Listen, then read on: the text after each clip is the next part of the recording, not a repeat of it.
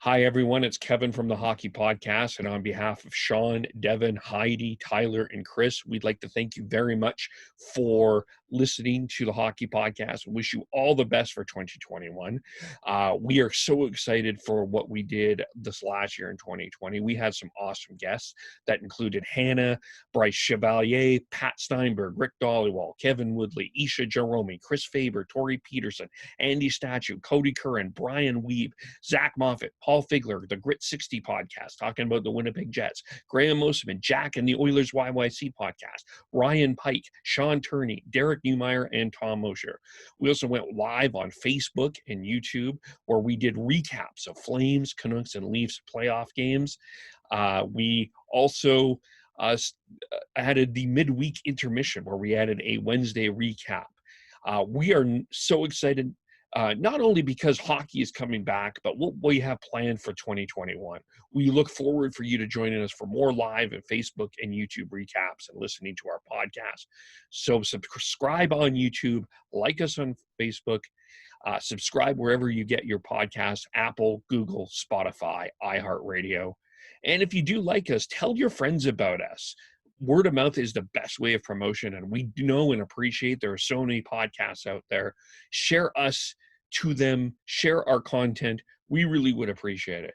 Now, here's a clip that we had from our last episode where we had a discussion about if the World Junior Tournament needs to make any changes. Have a listen, and again, Happy New Year. Want to show this tweet. I hope I don't think you'll be able to see it, unfortunately, but Ken Campbell tweeted out, sorry to interrupt, the Austrians went 0-4 routes. This is part of some of the tweets. I'm not sure if this is specifically what we're talking about, but this is what I saw. The Austrians went 0-4, were outscored 29-1, outshot by exactly 200 shots in 4 games, but they got to swim in the hotel pool and play mini sticks in the hallway, which I've repeatedly been told are super important factors in playing in a world championship. That was just one of the tweets about tournament need. That's just pathetic. Like, I'm sorry, this is a development tournament. You want to be able to make this game that we love as worldwide as possible, and then you're saying no, you can't come play in the top division because it ruins my enjoyment of the game. No, I'm sorry. This is a development tournament, and we got Marco Rossi. We got to play in this tournament. With that, if we were on lower, he wouldn't be able to. And he's a top end player, and he showed it too.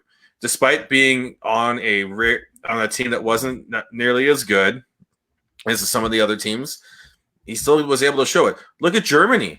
Like they've got Stützle and Peterka, and they were able to make it to the quarterfinals. Switzerland was on a down year. They're usually a little bit better, but just go back instead of going knee-jerk reaction and just going, oh my God, we've had 3 blowouts where the team scored 10 goals, therefore the tournament's broken. Go back and look at the history. Go back and look at how there's been it's not nearly as bad throughout the years. It's just, I don't know. I really want people to understand that this is to stop being so knee-jerk reaction on this. I looked at it earlier. There's an interesting tweet from Lauren Kelly. I don't know if you saw that. But you look at here, I'll pull up the tweet that I put out. And here you go. You look at the double-digit scores and biggest margins of victories for the past tournaments. And 2021's been an absolute gong show, right? We got 3 double-digit scores for a team, and 14, and biggest margin of victory is 14. But you look at the majority of the past little bit. You had 2019 where you had 2 and 14, but the rest are 0, 1, and 6, 8, and 9. It's going to happen in these tournaments. It's just based off of how hockey is. But because hockey's so focused on the big 6, right? But you still want to be able to grow it. Germany should be a team that should be pushing into that top 6, in my opinion.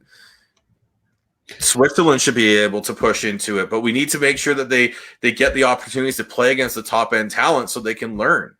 And if you're going to say let's stop that and kick it out because it's not good entertainment for me, I'm sorry. I think that's wrong. If you're an Ottawa Senators fan, you certainly would have been coming out of this excited about what you're getting in Tim Stützle. And if Germany is not in a tournament, you're not, for a Senator fan, you're not excited about that. And I think that this year has been an anomaly for so many. I think there's so many other factors playing in this situation that it's not that this would not be the year that I would be using as an evidence to change a tournament in any way, shape, or form. That is right. It's just a knee-jerk reaction. It's just what's happening now.